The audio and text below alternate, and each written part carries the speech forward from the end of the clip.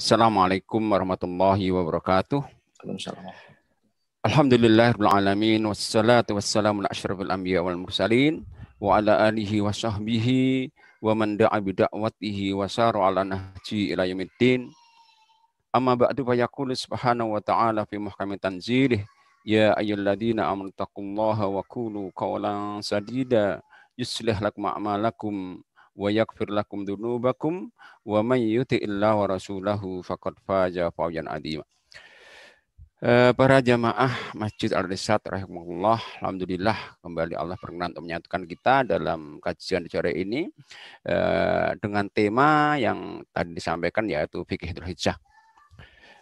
Bahwa Allah SWT telah menetapkan ketika menciptakan langit bumi ada 12 bulan. Yang 12 bulan ini semuanya baik tentunya karena nggak ada ketentuan Allah kecuali baik. Namun dari yang baik itu ada yang dipilih yang terbaik. Nah, dari 12 yang baik-baik itu Allah pilih 4 bulan yang terbaik. Itu Allah sampaikan lewat firman-Nya surat yang ke-9 atau ayat 36 Allah mengatakan inna 'iddatasy syuhuri 'indallahi 12 syahrun fi kitabillah yauma khalaqas samawati wal arda minha arba'atun hurum. Kata Allah, sesungguhnya jumlah bulan itu menurut Allah ada 12 bulan.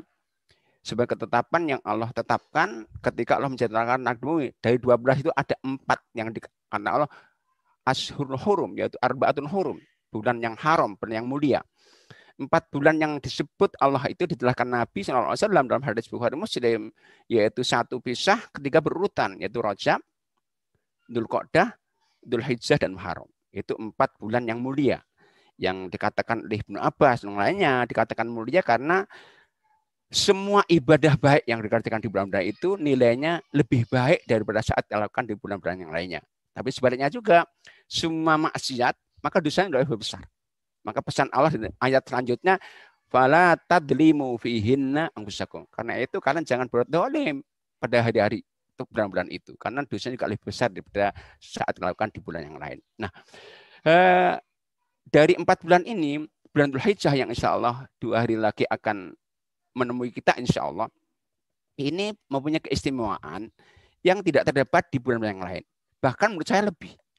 Di samping di situ ada haji ya, ibadah haji di bulan Dzulhijjah saja, yang haji itu dilihat dari semua aspeknya baik ya. Ibadahnya, pahalanya surga saja dia, kalau mau berur. Kemudian pelakunya dikatakan wafdullah yang doa yang terkabul dan pemohonnya ampun akan diampuni. Kemudian di tempatnya juga termulia itu di bumi Allah yang namanya Baitul Haram, yang mana kita sholat di Masjid Haram, di mana di situ terselenggara haji itu satu kali sholat nilainya lebih baik dari 100.000 kali di masjid-masjid yang lain. Dan nilai ibadah haji itu adalah tinggi sekali di bawah jihad langsung, kata Nabi SAW. Namun haji yang dimaksud dengan semua kebaikannya itu ketika haji kita mabrur. Mabrur itu haji yang pelaksanaannya sesuai aturan Nabi. Dan haji itu sebagai ibadah sangat amat rinci teknisnya. Hampir sama sholat. Kalau sholat Allah mengatakan kepada kita, berpesan, Sallu kama ra'aitumuni usolli, sholatlah kalian sebagaimana kalian melihat aku sholat, rinci sekali takbirnya bagaimana, berdirinya bagaimana, kakinya bagaimana, rukuknya bagaimana, yang di belakang apa, lihat apa. Rinci, haji pun sama. Nabi untuk haji berpesan juga kepada kita, Khudu anni manasikakum. Ambillah dariku tentang tata cara ibadah kalian. Maka kalau kita mau haji kita mabur, maka pastikan kita belajar manasiknya sebelum kita melaksanakan. Sehingga kita tidak nanti terjebak berkeluaran-keluaran yang justru menyebabkan haji kita akan mungkin tidak sempurna. Itu. Tapi di samping haji itu, di bulan ini juga ditetapkan bahwa di 10 awal bulan, itu 1 sampai 10 Dzulhijjah itu hari-hari terbaik sepanjang tahun. Super terbaik. Semua ibadah apa saja bentuknya, maka nilainya jauh lebih besar bahkan dari jihad. Ibadah apa saja. Hal itu dijelaskan oleh Nabi SAW dalam hadis Bukhari dan yang lainnya ketika Nabi bersabda, "Ma min ayyamin al-amalu shalihu fiha ahabbu ilallah min hadil ayyam," yakni al-ayyamul ashr.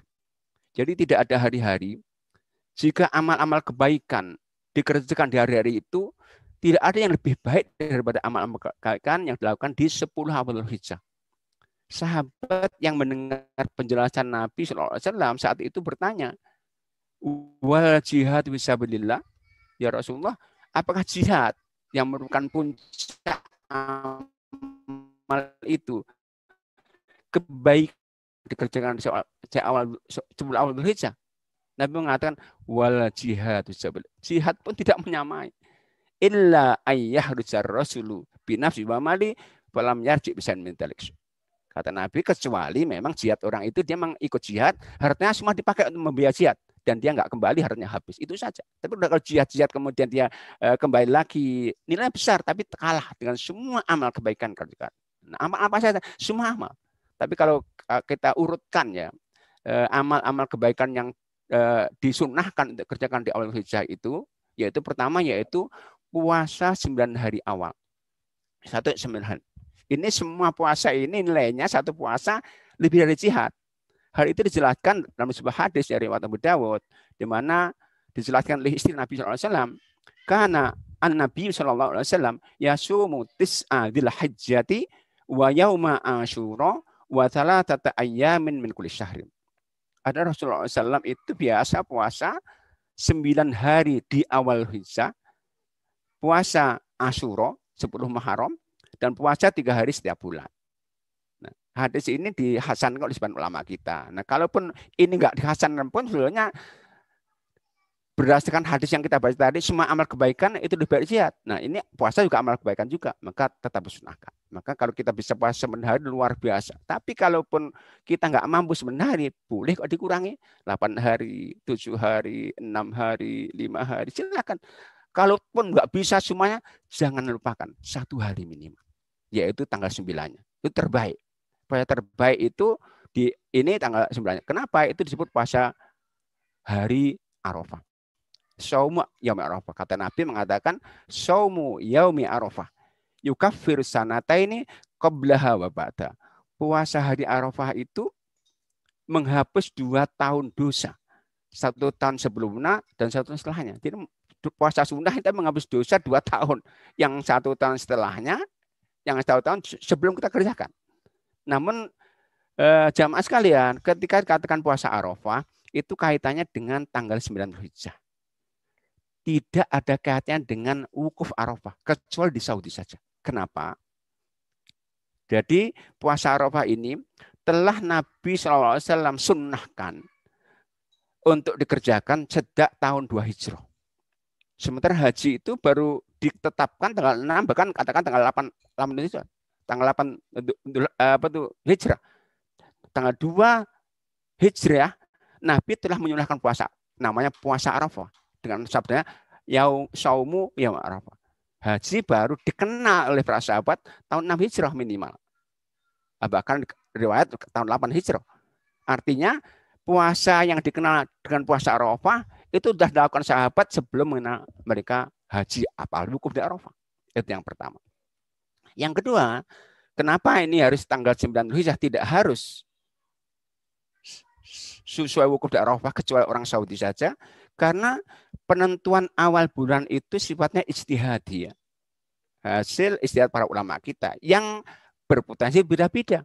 Nah, kalau seandainya di Saudi itu penetapan awal Dzulhijjah hari ini, tapi negara lain mungkin yang lebih barat mungkin kemarin, di kita mungkin setelahnya, maka nanti kalau kita menyesuaikan puasa dengan wukuf di Saudi, maka berarti kita tidak puasa tanggal 9 Dzulhijjah.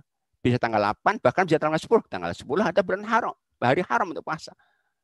Yang ketiga, alasannya kenapa puasa ini puasa tanggal 9 Dzulhijjah dan tidak harus sesuai dengan wukuf Arafah, karena dalam istilah Quran dan Sunnah, kalau disebut Arafah, Yaumu Arafah, pendek ya, Yaumu Arafah, itu maksudnya tanggal 9 Dzulhijjah.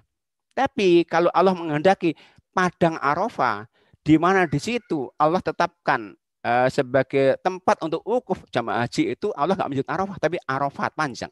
Ain, Ra, Fa, Alif, taknya terbuka. Itu Allah bisa sampaikan ya, misalnya di dalam Al-Quran sebutkan itu dalam surah Al-Baqarah ya ayat 198 ya, kata Allah, fa idza afattum min Arafah, sebelumnya Allah katakan laisa alaikum junahun an tabda'u fadlan min rabbikum fa idza afattum min arafatin fadhkurullah indal masjidil haram. Kata Allah, tidak ada dosa kalau kalian sedang haji mencari kebaikan pada Allah, dagang misalnya. Dan apabila kalian telah bertolak dari Arafah, bukan Arafat. Padang itu Arafat, bukan Arafah. Kalau Arafah itu tanggal 9. Sehingga kalau bapak-bapak atau ibu-ibu jamaah sekalian ke Mekah, ada petunjuk di jalan-jalan itu Arafah, nggak ada Arafah, tapi Arafat semuanya. Sehingga apa? Sekali lagi puasa ini puasa tanggal 9 Dzulhijjah sesuai ketetapan negara kita. Dan insya Allah tanggal 9 Dzulhijjah insya Allah tanggal 19 Juli ya. Jadi 1 Dzulhijjahnya insya Allah tanggal 11 Juli. Nanti tanggal 9 Dzulhijjahnya insya Allah tanggal 19 Juli. Yang kita puasa Arafah insya Allah yang itu nilai pahalanya bisa menghapus 2 tahun dosa. Itu amal yang kedua yang mestinya kita tidak lalaikan.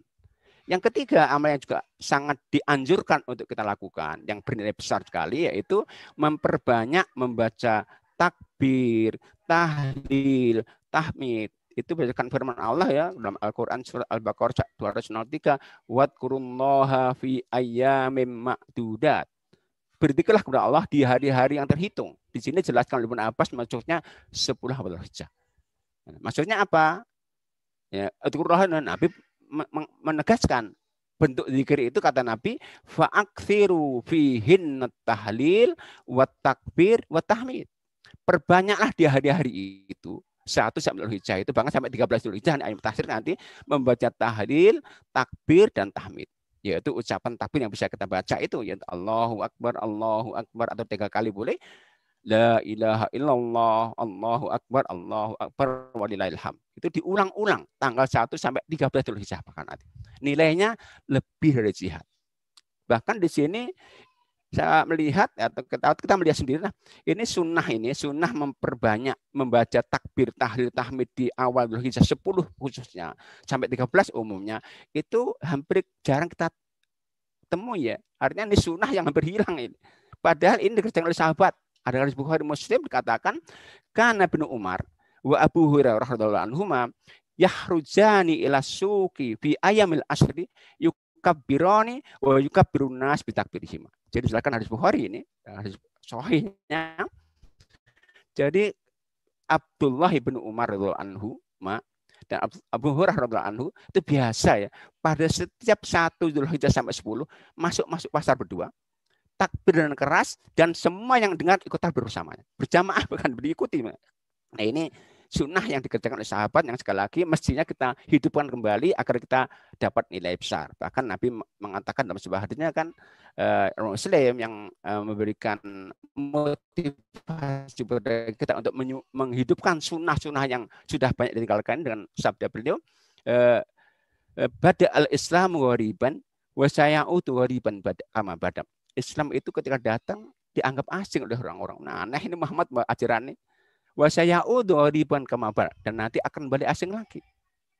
Nah, sekarang pun kalau mungkin kalau kita baca takbir ini di jalan-jalan, di pasar-pasar, di tempat kerja, takbir keras di pasar-pasar, mungkin orang-orang akan heran. Maka Nabi mengatakan fatuba lil berbahagialah kalian bagi orang yang dianggap orang asing ketika itu dalam bentuk menghidupkan sunnah Nabi. Maka perbanyak ini, namun untuk takbir Dzulhijjah itu memang ada 2 macam Bapak Ibu sekalian. Pertama namanya takbir mutlak. Takbir mutlak itu takbir yang sifatnya umum yang ini sunnah kita kumandangkan bagi laki-laki dengan keras itu 1 Dzulhijjah sampai 13 sebelum maghrib pada asar. Ini di mana saja, di pasar, di rumah, di jalan, di kendaraan semua. Itu mutlak. Semuanya sunnah. Yang kedua takbir muqayyad, yaitu yang terikat dengan waktu. Yang ini hanya disunnahkan nanti mulai tanggal 9 Dzulhijjah pada subuh. Pada salat fardu saja. Ya pada salat subuh nanti tanggal 9 Dzulhijjah yaitu kalau kita tanggal 19 Juli ya, pada subuh, pada zuhur, pada asar, sampai nanti asar tanggal 13 Dzulhijjah. Ini sunnah setelah salat fardu baca takbir ini dulu. Sebelum kita zikir kemudian mungkin ada batiyah, kita batiyah. Nah ini sekali lagi takbir sifatnya muqayyad terikat dengan waktu. Jadi sekali lagi saya ulang lagi untuk Dzulhijjah ini ada 2 macam takbir yang nilai pahalanya lebih dari jihad. Takbir mutlak yang disunahkan kita baca di mana-mana saja, di jalan, di pasar, di rumah, sejak tanggal 1 Dzulhijjah sampai nanti tanggal 13 Dzulhijjah. Takbir muqayyad terikat hanya pada waktu sholat waktu saja, nanti tanggal 9 pada subuh Dzulhijjah ya. Itu setiap sholat fardu sampai nanti asar tanggal 13 Dzulhijjah.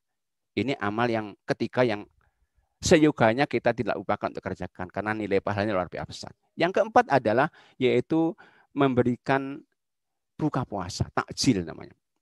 Nah ini kan juga amal baik luar biasa. Bahkan Nabi mengatakan kan memberikan pahala puasa. Atau kalau kita nggak mampu puasa misalnya, kalau memberikan takjil, buka puasa, kita dapat pahala puasa. Nabi mengatakan, man fattara sha'iman kana lahu mithlu ajri fa'ilihi min ghairi ayyang kusimin ajri syai'un. Barang siapa yang memberikan buka pada seorang yang berpuasa, maka dia akan dapat pahala persis pahala yang diberikan pada yang puasa itu tanpa mengurangi pahalanya. Sehingga kalau mungkin kita puasa, hari itu puasa, juga memberikan buka satu orang aja hari itu dapat 2 pahala puasa. Kalau kita 10 buka puasa, maka akan 11 pahala yang kita dapatkan. Maka jangan lupakan, buka puasa tidak harus utuh ya. Nah dalam kondisi kita mungkin sekarang tidak ada buka puasa bersama masjid, bisa kita kirimkan ke tetangga kita yang butuhkan, kita siapkan, mungkin kita antarkan buka itu dalam bentuk apa saja, bisa minuman, bisa makanan. Kalau satu paket lebih baik, tapi sekali 1 kurma pun sudah buka puasa itu. Nilainya luar biasa besar. Nah amal yang kelima yang juga tentunya sangat indah dan baik berpahala besar yaitu tilawatul Quran. Quran itu kan firman Allah yang memang dianjurkan untuk kita baca. Bahkan Nabi mentarget ya setidaknya kita sehari mesti 1 juz. Tapi tentunya karena Dzulhijjah ini terutama ini nilainya lebih baik ibadahnya, maka kalau bisa kita coba minimal kita 1 hatam lah 10 hari. Kan enggak. Jadi 1 hari kita sedang lockdown ini banyak waktu ini. 1 hari misalnya kita 3 juz setengah, mudah sebetulnya. Setiap sholat fardu kita dzikir, jangan kemana-mana, baca Quran 5 lembar. Itu 1 hari sudah berat juz. Luar biasa berapa bisa kita bayangkan berapa pahala besar yang kita akan terima kalau kita bisa menghatamkan minimal 1 kali dalam 10 hari ini. Luar biasa besar. Apalagi lebih dari 1 kali, tentu akan lebih besar lagi. Dan tentu kalau kita baca Quran itu kita hendaknya memperbanyak niat ya. Karena niat itu kan akan menentukan pahala. Dalam hadisnya Nabi mengatakan innamal a'malu binniyat. Amal itu tergantung niatnya. Wa innamal likulli imri'in ma nawa. Setiap orang itu akan dapat pahala sesuai niatnya. Nah, kalau kita baca Quran niatnya karena Allah agar dapat pahala dan sekaligus menjadi penyembuh penyakit kita karena Quran itu syifa, maka ini luar biasa. Kita sedang dirundung dengan musibah wabah COVID-19 ini kan luar biasa ini. Nah, Quran sebagai sifat tentunya akan luar biasa maju kalau kita baca dan kita yakini bahwa itu penyembuh. Allah mengatakan sifat, dia sifat Quran itu bukan saja dawa ya, sifat itu penawar ya, penyembuh. Kalau dawa itu kan obat. Kalau Allah mengatakan Quran itu sifat. Wa nazzalnal Qur'ana ma sifat. Dia Quran itu sifat. Maka angka lebih baiknya kalau sekali lagi kita upayakan untuk hari yang kita baca 1 juz dan khusus di 10 hari kita upayakan untuk lebih dari itu atau pada saya katakan nanti minimal kalau kita bisa khatam 1 kali 10 hari ini minimal insya Allah mudah-mudahan kita upayakan bersama Allah memberikan kemudahan bagi kita. Nah amal berikutnya adalah yaitu mengoptimalkan segala kebaikan. Di samping kita sebut tadi apa ya, banyak doa, banyak zikir-zikir yang lain ya, banyak sedekah, banyak silaturahmi meskipun hanya lewat media elektrik, lewat telepon, lewat WA, itu silaturahmi juga. Karena kalau kondisi ini kan nggak boleh saling berkunjung ini, itu luar biasa pahalanya besar nanti. Jadi perbanyak semua amal kebaikan apapun bentuknya, yang penting baik itu insya Allah bernilai besar kalau dilakukan di 10 Dzulhijjah. Nah amal berikutnya yang juga tentunya sangat luar biasa besar pahalanya yaitu saat nanti kita masuk 10 Dzulhijjah itu ada satu ibadah besar. Nah, hari 10 Dzulhijjah itu disebut dengan hari Id ya, Idul Adha. Disebut Yaumun Nahr. Nah, Nabi mengatakan di riwayat Abu Dawud, hari tanggal 10 itu hari terbaik sepanjang tahun. Kalau setiap pekannya Jumat paling baik. Kalau 1 tahun penuh yang paling baik adalah hari Nahr sebetulnya. Nabi mengatakan Inna a'dhamal ayyami indallahi yaumun nahri. Sesungguhnya hari teragung menurut Allah itu ada hari Nahr, hari Raya Idul Adha. Nah, hari itu ada banyak amal kebaikan, tentunya di samping amal yang tadi kita sebutkan, yaitu sholat Idul Adha. Nah, karena sekarang ada masa di mana kita mungkin ada aturan nggak boleh sholat berjamaah di masjid, lapangan, maka tidak ada salahnya dan para ulama membolehkan sholat Idul Adha di rumah kita dan keluarga kita. Nggak apa-apa 3 orang, 5 orang, sholat. Khutbahnya sunnah saja, kalau bisa khutbah, khutbah ya biasa, sholat biasa, sholat Idul Adha 2 rakaat dengan tambahan takbir di awal 9 ke 27 atau 75. Kalau kita Syafi'iyah itu tambahan takbirnya setelah ihram ada 7, rakaat pertama, rakaat kedua tambahnya 5. Nah, kalau kita lakukan itu nilainya luar biasa besar. Karena ini sholat yang para ulama menyebutkan sebagai wajib atau mayoritas melakukan fardu kifayah. Berikutnya yang juga amal yang istimewa sekali yaitu udhiyah, berkurban. Ini mungkin kita akan fokus bahas ini sebentar. Di mana Nabi mengatakan dalam hadis riwayat Hakim, Tirmidzi, Ibnu Majah mengatakan bahwa amal ini amal yang paling Allah cintai di hari Nahr itu. Dikatakan oleh Nabi SAW, ma amila bnu adama yaman nahri amalan ahabba ilallah min iraqati dami. Tidak ada amal kebaikan di hari Nahr yang dikerjakan oleh seorang hamba Allah, manusia, yang lebih Allah cintai daripada menyembelih kurban. Nah, perintah untuk menyembelih kurban kan banyak ya. Kita tahu ada surat yang semua kita hafal, surat pendek itu Al-Kautsar, yaitu inna a'tana al-kautsar fasalli li rabbika wanhar. Atau dalam ayat yang lain ahad banyak itu, misalnya ayat 36 Allah katakan kan Al-Qur'an itu wal budna ja'alnaha lakum min sya'airillah lakum fiha khair. Dan unta-unta itu kami jadikan sebagai syiar agama Allah. Bagi kalian di dalam menyembelihnya banyak kebaikan. Ini banyak kebaikan yang Allah sampaikan lewat firman-Nya dengan menyembelih kurban. Bahkan katakan tadi amalan yang Allah paling cintai di hari Nahr itu. Nah, dasarnya banyak ya tentunya, Quran sunnahnya dan ijma ulama menetapkan itu. Nah, kemudian namun ada beberapa aturan yang dijelaskan oleh Nabi SAW yang juga dirinci oleh para ulama kita tentang pelaksanaan kurban ini. Tentang hukumnya ada 2 pendapat ya. Kalau Abu Hanifah mengatakan wajib ya. Beliau menyandarkan sebuah hadis yang memang diperlihatkan validitasnya. Hadis itu menyatakan, riwayat menyatakan man wajada sa'atan falam yudhi fala yaqrabanna musallana. Barang siapa yang mendapatkan keluasan untuk berkorban, kok enggak berkorban, maka jangan mendekat masjid kami. Nah, ancaman Nabi itu sebagai bukti dia wajib, kan enggak wajib enggak diancam-ancam, itu mengatakan yang mengatakan wajib. Tapi mayoritas mengatakan enggak wajib. Dia sunnah muakkadah. Sunnah yang sangat ditekankan, tentunya mendekati wajib juga. Dasarnya yang jelas ada hadis lewat jamaah ya. Sahih Bukhari, Muslim, Abu Dawud, Tirmidzi, Nasai, Hakim mengatakan begini, kata Nabi SAW, idza ra'aitum hilala dzil hajjati wa arada ahdukum ayyudhhiya falyumsik an sya'ri wa atfari.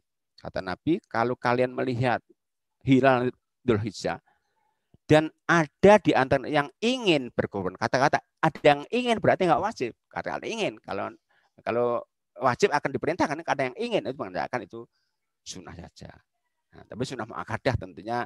Tapi Allah mengatakan banyak kebaikan yang akan Allah berikan ketika melaksanakannya. Lakum fiha khair, kata Allah SWT.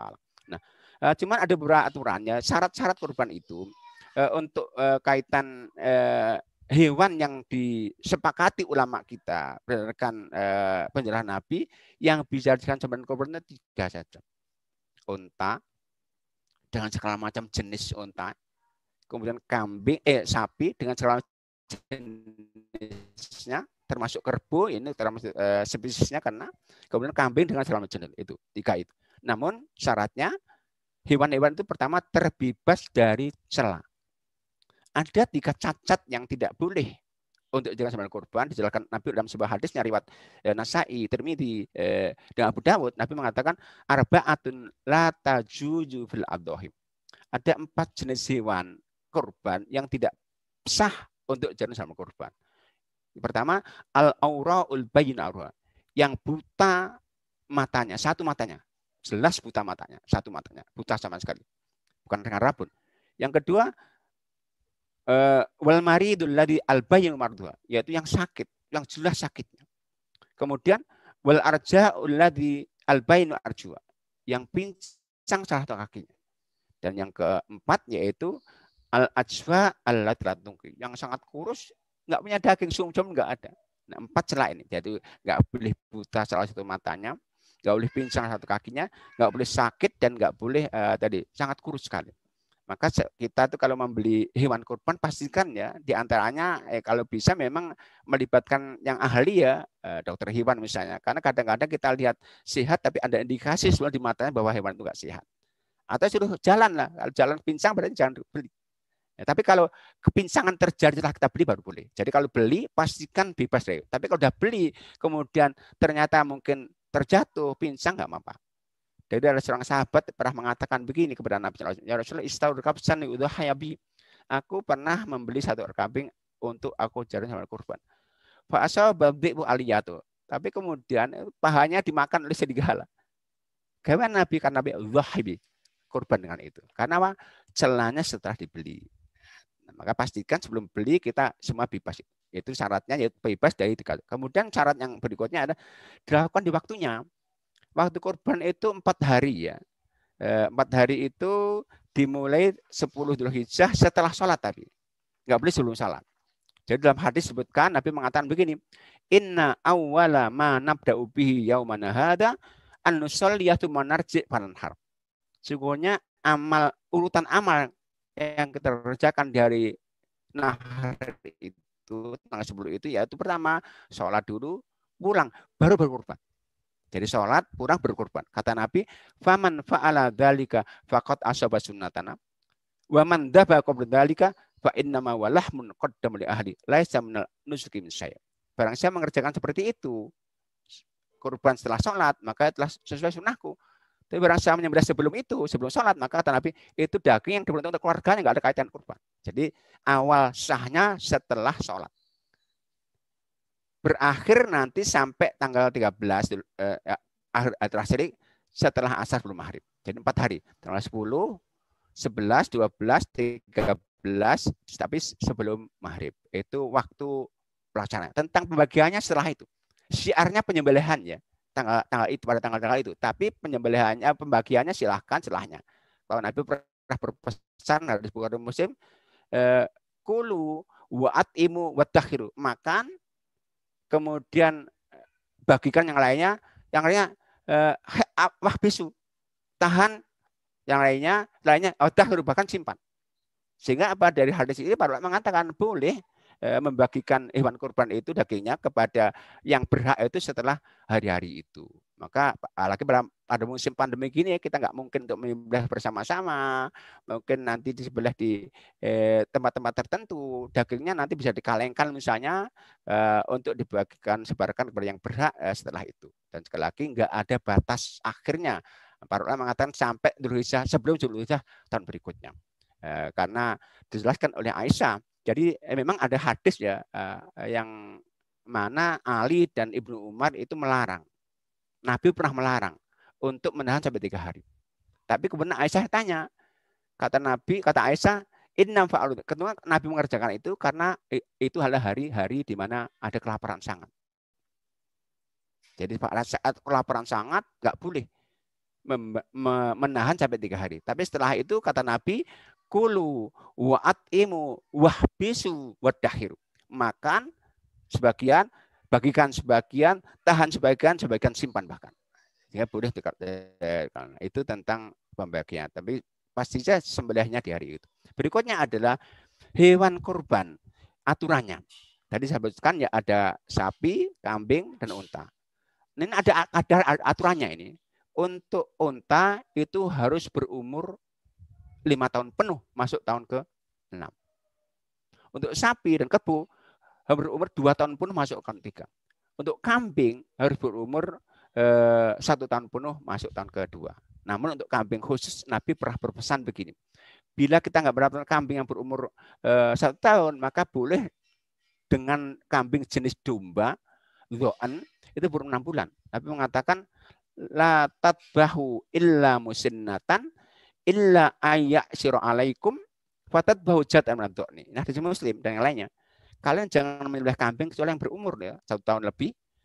Kecuali kalian nggak mendapatkan, nah maka sembelihlah dengan ya jat'ah min ad-dhani, yaitu domba yang berumur 6 bulan. Itu khusus domba saja. Nah, berikutnya aturan yang lain, kadarnya untuk unta itu boleh patungan 7 bahkan sampai 10 orang untuk unta.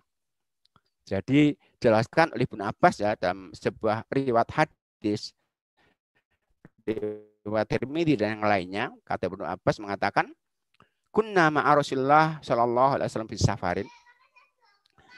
Fa hadara adha, kata Nabi, kata Ibnu Abbas, kami pernah bersama Nabi dalam sebuah safar, maka datanglah Idul Adha. Fastarokna fil baqrati sab'ah wa fil ba'iri asrah. Maka kami bersarikat patungan untuk sapi 7 orang, tapi untuk unta 10 orang. Ini hadisnya sahih ini. Sehingga untuk unta bisa 10 orang patungan, itu nggak harus keluarga, orang teman-teman nggak masalah. Tapi untuk sapi maksimal 7 orang. Tapi 1 orang 1 sapi ya baik-baik saja. Kalau maksimalnya hanya untuk 7 orang. Tapi untuk kambing nggak boleh kecuali 1 orang saja. Untuk kambing. Namun untuk kambing ini sahabat-sahabat Nabi itu kurban, Bapak-Bapak sekalian, dengan 1 ekor kambing itu untuk dia dan keluarganya. Dijelaskan oleh Abu Ansori. Abu Ansori itu sahabat Nabi ya, kaum Ansor yang menyambut Nabi saat hijrah, di mana beliau menyiapkan rumah untuk Nabi saat awal hijrah di Madinah. Itu beliau pernah ditanya, bagaimana sahabat-sahabat Nabi itu kurbannya? Maka beliau mengatakan, kana rajulu yudhahi bisyati anhu anahli. Jadi kata Abu Ayyub Ansori dalam hadis yang sahih ini, Tirmidzi, Ibnu Majah dan juga yaitu dua dikatakan kana rajulu, ada laki-laki di antara kami sahabat biasa yudhahi berkurban besar dengan 1 kambing anhu atas nama diri dan keluarganya. Masuk keluarganya itu yang di bawah tanggung jawabnya. Kalau bapak misalnya, ya istri anak-anaknya yang masih tanggung jawab. Tapi kalau anaknya sudah mandiri, enggak. Yang masih tanggung jawabnya. Jadi bapak, istri, anak-anaknya. Itu yang maksud keluarga yang dijelaskan oleh para ulama kita. Itu untuk kambing ya. Nah, sama juga kan 1/7 ekor sapi itu nilai 1 ekor kambing. Boleh 1/7 sama atas nama diri dan keluarganya. Boleh. Kan nilai 1/7 ekor sapi sama dengan 1 ekor kambing.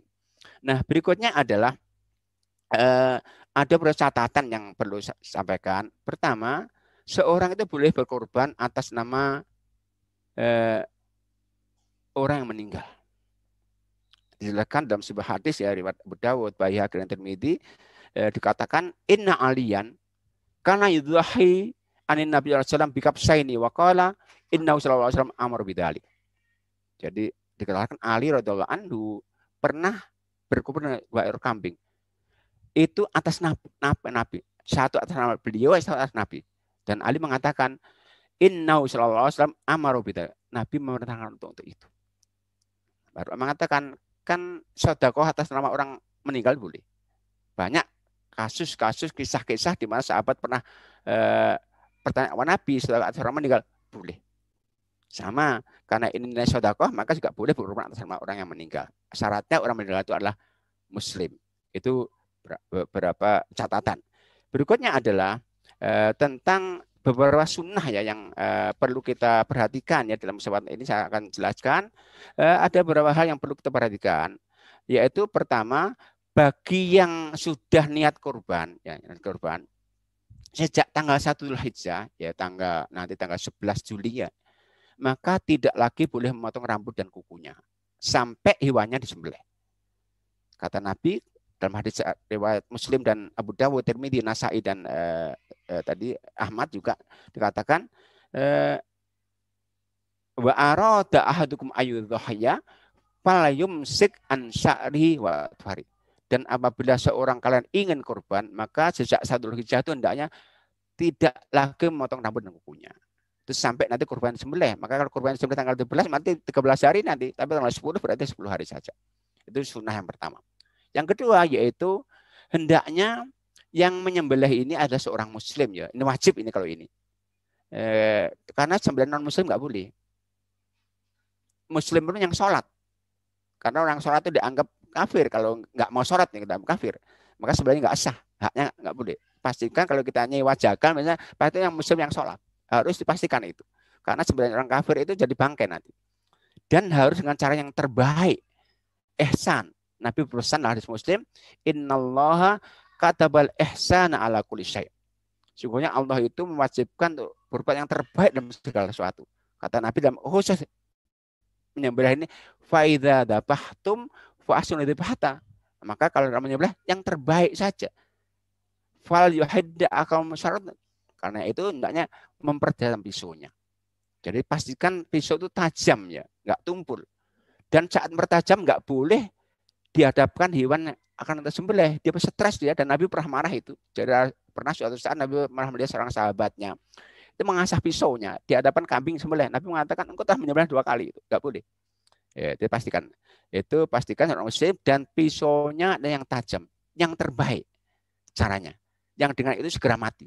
Maka tempatnya harus tahu tuh.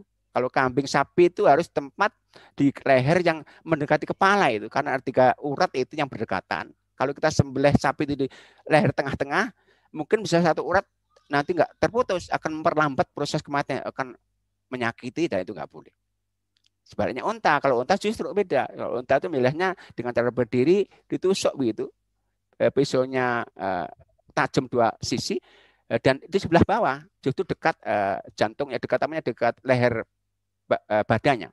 Itu beda. Maka seorang penyembelih harus tahu persis di mana dia harus menggorok hewan itu, yang dengan itu akan segera membuat hewan itu akan segera mati. Tidak memperlambat proses kematiannya. Agar enggak menyakiti. Berikutnya, kalau yang mampu menyembelih sendiri, hendaknya sendiri.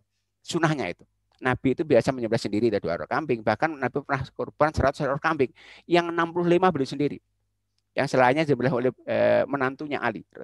Sangat kuat Nabi itu. Kalau tidak tega misalnya, nggak apa-apa juga. Tapi sunah menyaksikan. Jadi Fatimah radhiyallahu anha pernah kurban putri Nabi ini. Nabi mengatakan, kumi fasyhadi, bangkit dan saksikan. Jadi, kalau nggak tega juga nggak apa-apa juga. Berikutnya adalah menghadapkan hewan ke arah kiblat dengan miring ya, kalau kita miring ya. Jadi kalau sapi kambing harus diiringkan dengan menutup matanya dengan telinganya itu agar nggak melihat pisau, kelipan pisau, dan jangan dihadapkan di hewan yang belum sembelih, prosesnya itu sendiri dia, jangan yang lain nanti stres karenanya. Kalau unta berdiri, itu saat menyembelih itu yang menyembelih hendaknya membaca Bismillahi Allahu Akbar, hada minka walaka. Nabi ketika kurban gitu, Bismillah dengan nama Allah, Allahu Akbar, Allah Maha Besar, hada minka, ya Allah ini karunia darimu dan aku persembahkan untuk. Tapi kalau Bismillah juga cukup juga aja, tambah Allahu Akbar lebih baik lagi. Itu bagi yang menyembelih. Berikutnya ada beberapa hal yang berkaitan dengan distribusi atau pemanfaatan daging kurban. Pertama, yang berkorban itu berhak untuk memilih, untuk makan, bahkan sunnah. Nabi pernah berpesan dalam hadis Bukhari Muslim, ya, kulu, makan kalian, wa'atimu, sebagian bagikan, wadahur, sebagian simpan, wahbisu, adalah tahan. Nah ini, maka itu kalau seorang berkorban milih nggak apa-apa. Pesan saya kan pesan ya pahalanya, misalnya Aisyah biasa pesan kulitnya, karena kulit bagi Aisyah manfaat sekali untuk kirab, untuk tawat imun saat itu. Yang kedua dianjurkan dalam pembagian dagingnya itu, ini dianjurkan aja, para ulama mengatakan, yaitu dibagi 3 bagian. Sepertiga untuk dia keluarganya, sepertiga untuk orang fakir, sepertiga untuk hadiah. Hadiah berarti non muslim boleh ini. Jadi mayoritas ulama ya, mayoritas yang mengatakan untuk non muslim boleh. Hadiah sebagai mereka, karena mungkin kerabat atau karena tetangga, karena miskin nggak masalah. Yang penting bukan muharib, bukan non muslim yang nggak suka pada Islam sama Islam, yaitu al-muhad atau azimmi. Itu boleh. Kemudian ketentuan yang lain ini Nabi sangat tegas mengatakan jangan pernah menjual kulitnya. Kulit harus termasuk dibagikan. Pesan Nabi, man ba'a jilda udhiyati fala udhiyata lahu. Hadis riwayat Hakim dan Baihaqi. Barang siapa yang menjual kulit hewan kurbannya enggak sah kurbannya. Dan catatan yang terakhir saya ingin sampaikan, tidak boleh memberikan jagal yang kita sewa bagian kurban sebagai ongkos. Ongkosnya kita ambilkan sendiri, biaya operasional. Maka kalau orang korban mestinya diminta ongkos operasionalnya. Jangan dibawa ke masjid, ke panitia. Orang menyuruh orang mestinya bayar ongkosnya gitu. Karena panitia itu ketika menerima korban minta biaya operasional untuk penyembelihan, distribusinya, bungkus segala macam. Nah, sekali lagi catat tadi tidak boleh memberikan jagal yang kita sewa, penyembelih itu bagian korban sebagai ongkos. Hadis Bukhari Muslim, Ali pernah mengatakan begini. Kata Ali radhiyallahu anhu, amaroni Rasulullah sallallahu alaihi wasallam an aku ma'ala butni wa an uqassima juludaha wa luhumaha wa dilalaha wa la u'til jajira min syai'an wa inna man u'timna inna. Kata Ali, aku pernah disuruh Nabi untuk mengolah hewan kurbannya. Dan aku disuruh untuk membagikan apa? Kulitnya, dagingnya, termasuk jilal. Jilal itu adalah jadi kalau di pasar-pasar hewan unta itu ada kulit yang ditaruh di atas badannya untuk pendingin itu, untuk melindungi kedinginan.